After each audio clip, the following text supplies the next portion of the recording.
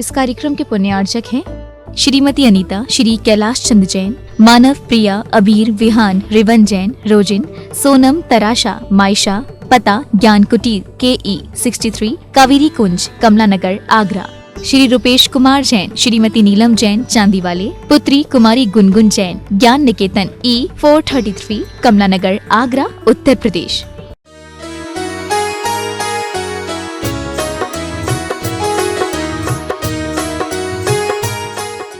अपने कष्टों की अभिव्यक्ति नहीं कर सकता है। मनुष्य तो जब भी कोई बीमारी है, कोई परेशानी है, तो कहकर के हल्का हो जाता है, लेकिन असैनी पंचेंदी तक के जीवों को यह ऊर्जा, बोलने की क्षमता उनके पास नहीं है। तो हम जब भी बोले उस वाणी में मधुरता होनी चाहिए। वाणी से शत्रु भी बनते हैं तो वाणी से मित्र बन जाते हैं।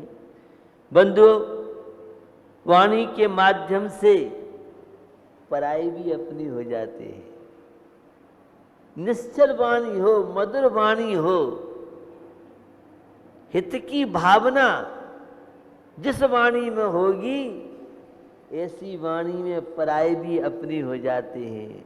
और जिसमें कलुषित चित्त है, स्वार्थ भावना है, कपट की भावना है, ऐसी वाणी अपनों को भी पराया बना देती है। आवेश में जो शब्द बोले जाते हैं वे फिटकरी का काम कर देते हैं। वह दूध और पानी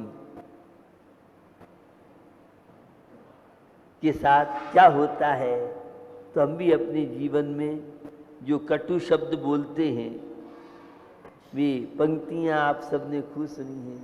कठिन बचन मत बोल क भैया मेरे, कठिन बचन मत बोल, पर निंदा और झूठ तज और साच जवाहर खोल के भैया मेरे, साच जवाहर खोल, सतवादी जग में सुखी। वाणी के विचित्र विचित्र खेल है। आप मित्र को शत्रु और शत्रु को मित्र बना सकते हैं इस वाणी के द्वारा। क्रोधी जो व्यक्ति है उसको क्षमा के द्वारा जीत सकते हैं, और मानी जो व्यक्ति है, अहंकारी व्यक्ति है, उसे नम्रता के माध्यम से आप जीत सकते हैं। तो वाणी किसी को तोड़ भी सकती है और वाणी जोड़ भी सकती है। हम तो तोड़ने में विश्वास रखते हैं, जोड़ने में नहीं। यह है अज्ञानी व्यक्ति का जीवन, यह है मिथ्या दृष्टि का जीवन, यह है अनैतिक व्यक्ति का जीवन। भैया, धर्म जोड़ने का पाठ सिखाता है। भारतीय संस्कृति जोड़ने की बात करती है, तोड़ने की नहीं। अनंत काल तोड़ते तोड़ते हो गया, अब जीवन मिला है। आत्मा से जुड़ो, परमात्मा से जुड़ो, सद्कार्यों से जुड़ो, रत्नत्रय से जुड़ो, तो जीवन सुखी हो सकता है। जीवन में शांति आपकी आ सकती है। तो वाणी किसी को तोड़ भी सकती है, तो वाणी जोड़ भी सकती है। बंधुओं, वाणी वाण का काम भी करती है और वाणी वीणा का भी काम करती है। आप सब जानते हैं, जब बाण चलाते हैं तो जिसमें लगेगा उसे कष्ट दुख होगा। और एक वीणा, हारमोनियम संगीत में अच्छी ध्वनि निकलती है तो आपका मन प्रसन्न हो जाता है। और ऊट पटांग जब कोई अनाड़ी आदमी बाजा बजाए तो उसमें आनंद नहीं आता है। जब शादी विवाह होते हैं तो बैंड की धुनी अच्छी लगती है, और एक मुर्दा के साथ जब बाजे जाते हैं तो उल्टे बाजे बजते हैं, वह पसंद नहीं आते। मीठा तो पसंद करता है व्यक्ति, सुनना मीठा पसंद करता है, लेकिन बोलता अच्छा नहीं है। भैया ये जीवन मिला है, इस जीवन के रहस्यों को समझें तो जीवन में हम वीणा बने, हम बाण नहीं बने।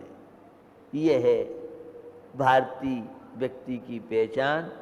बंधुओं, वाणी घाव का काम करती है और वाणी घाव भी भरती है। प्रिय, हित, मित्र, निस्वार्थ के जो वचन हैं वे तो घाव भर सकते हैं, और जो कटुक वचन है, आपने सुना होगा कि भैया शस्त्र का घाव तो भर जाता है, लेकिन वाणी का घाव भरता नहीं। हरिश्चंद्र राजा हुए, सत्यवादी, सब आप जानते हैं, और भी बहुत लोग हुए। तो जीवन हमें मिला है, 5 समितियां हैं, ईरिया समिति, भाषा समिति, ऐषणा समिति, आदान निक्षेपण समिति, विसर्ग समिति। तो मुनि महाराज जब भी बोलते हैं तो मधुर और प्रिय उनकी वाणी हुआ करती है। तो प्रतिकूल परिस्थितियों के मिलने के बाद भी हमारी वाणी वीणा का काम करे। ये घटना आपको सुनाता हूँ। कबीरदास जी से कुछ लोग मिलने के लिए गए, और वे रोज स्नान करने जाते। तो जो मिलने वाले दर्शनार्थी थे, जब कबीरदास से मिलने जा रहे थे तो रास्ते में कबीरदास जी सिर पे बाल नहीं थे। उन्हें लगा अरे ये तो अपशकुन हो गया, और कह रहे हैं हमें कबीरदास से मिलने जाना था और तुमने हमारा अपशकुन किया। और साहब गुस्से में आकर के कबीरदास जी पिटाई कर दी। उन्हें पता नहीं था कबीरदास जी यही है। कबीरदास जी स्नान किया, ये कबीरदास जी खोज में, और उनकी झोपड़ी के पास पहुंच गए। कबीरदास से हमें मिलना है। निकाह बैठिए। जब कबीरदास जी स्नान करके पहुंचे और जब झोपड़ी की ओर बढ़े तो उनके शिष्य और सब लोग उनके सम्मान में, जब देखा अरे यह तो वही व्यक्ति है, हमने इनके साथ दुर्व्यवहार किया था। वे बड़े शर्मिंदा हुए।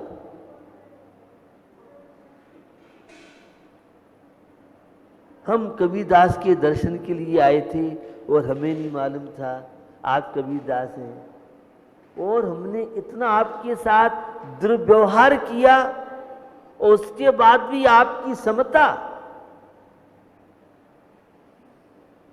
आप जैसा आपके विषय में हमने सुना था वैसा हमने पाया। आप संत हैं, महात्मा हैं, हमने आपके साथ न्याय नहीं किया, अपशब्द बोले और उन्हें आपने सहन किया। कबीरदास जी के जीवन में समता थी। उन्होंने संसार के सत्य को समझा था। अगर कोई सामने वाला दुर्व्यवहार कर रहा है, मुझे मार रहा है, पीट रहा है, तो ये सामने वाले का दोष नहीं है, मेरे अशुभ कर्म का दोष है। आपने कर्म कांड पर विद्युत संगोष्ठी में कर्म सिद्धांत की बात सुनी। पुण्य कर्म का उदय, पाप कर्म का उदय। कभी किसी का हमेशा पाप का उदय नहीं रहता है, तो कभी किसी का पुण्य का उदय भी नहीं रहता है। पुण्य कर्म के उदय में अनुकूलताएं हैं, सब चलता रहा है, प्रभाव है, सब सम्मान देते हैं, और पाप कर्म के उदय में अपमान झेलना पड़ता है। और पुण्य और पाप दोनों में समता रखना, कभी एक साथ एक पुण्य का उदय चल रहा है कि अनुकूलता है, और पाप का उदय भी चल रहा है। पुण्य का उदय है कि बीमार हो गए तो उपचार और तुम्हारे आसपास में सेवा करने वाले हैं, और पाप कर्म का उदय है कि बीमारी चल रही है। तो भैया इस संसार की दशाएं देख करके हम सबको चेतना चाहिए, जागरूक होना चाहिए। ये अमूल्य जीवन मनुष्य पर्याय हमें मिली है, तो वाणी के सदुपयोग के लिए मिली। ये जीवन हमें मिला है तो किसी का उपकार नहीं कर सकते तो अपकार तो मत करो। अरे धर्म नहीं कर सकते हो तो पाप से बच जाओ, अधर्म से तो बच जाओ।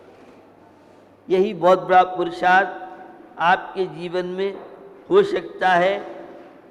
तो हम जब भी बोले वाणी ऐसी बोलिए मन का आपा खोय, औरन को शीतल करे आप शीतल हो। तो भैया जब भी बोलो सोच विचार के बोलो। जब क्रोध आ रहा हो उस समय नहीं बोलना चाहिए, क्योंकि क्रोध में जो वाणी निकलेगी वो शस्त्र का काम करेगी। उस वाणी में प्रमाद है, आलस है। इसलिए ये नर जीवन तेरे को मिला है, तो भैया टेलीग्राम की भाषा में बोलो, आवश्यकता होने पर ही बोलो। आपको ज्ञात है आजकल ध्वनि प्रदूषण बहुत फैल रहा है। मानसिक बीमारियों में ध्वनि प्रदूषण का एक बहुत बड़ा हाथ है, और बोलने में ऊर्जा बहुत नष्ट होती है। कम से कम बोलिए, सीमित बोलिए, हितकारी बोलिए। टेलीग्राम में बहुत कम से कम शब्दों में ज्यादा अभिप्राय भाव रहता है। तो यह नर जीवन आपको मिला है।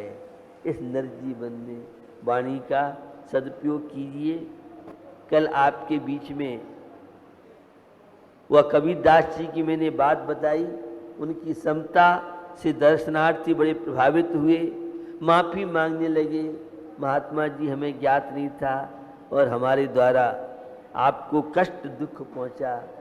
संत कहते हैं, कबीरदास जी कहते हैं, संत का काम तो सहिष्णुता, सहन करना, अनुकूलता और प्रतिकूलता सभी वातावरण में क्षमता रखना, यही तो शांति का मूल सूत्र है।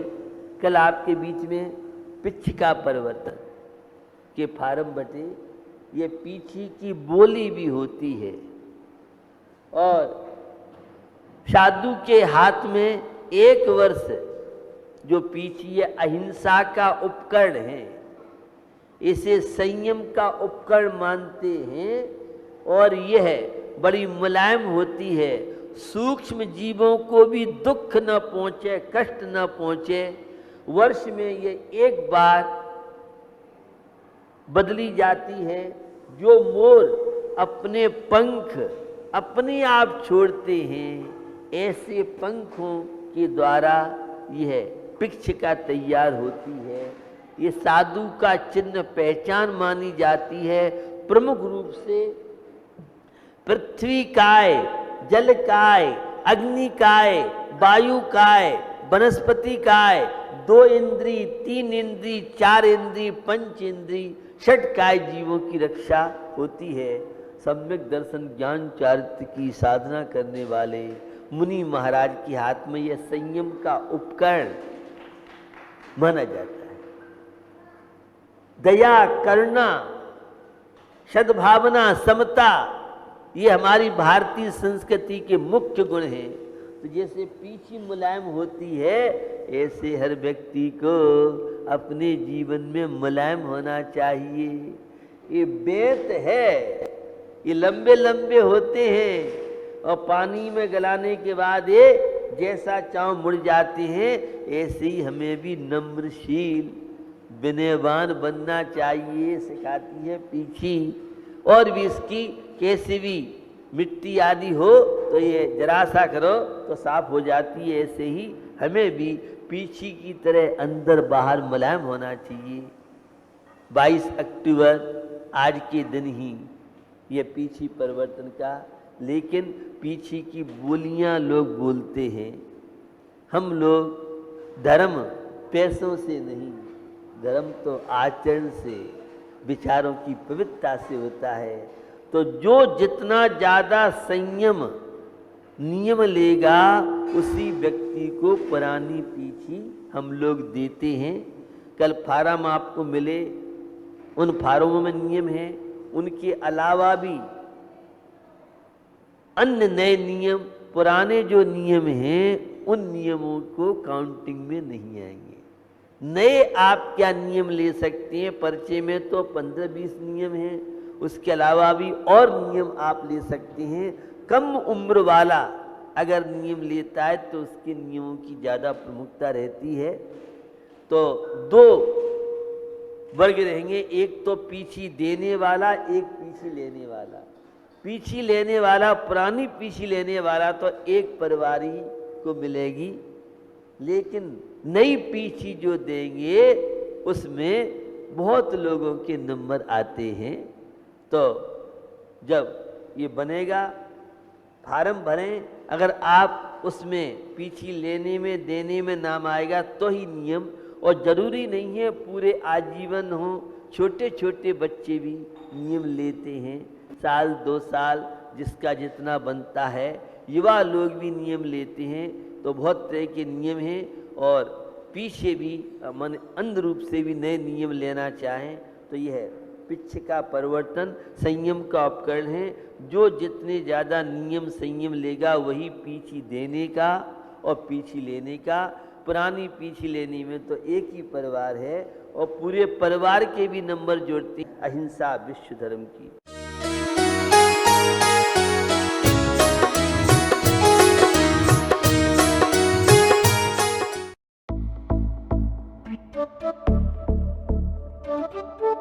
इस कार्यक्रम के पुण्यार्चक थे श्रीमती अनीता, श्री कैलाश चंद जैन, मानव, प्रिया, अबीर, विहान, रिवन जैन, रोजिन, सोनम, तराशा, मायशा, पता, ज्ञान कुटीर, KE 63, कावेरी कुंज, कमला नगर, आगरा। श्री रूपेश कुमार जैन, श्रीमती नीलम जैन, चांदीवाले, पुत्री कुमारी गुनगुन जैन, ज्ञान निकेतन E 433, कमला नगर, आगरा, उत्तर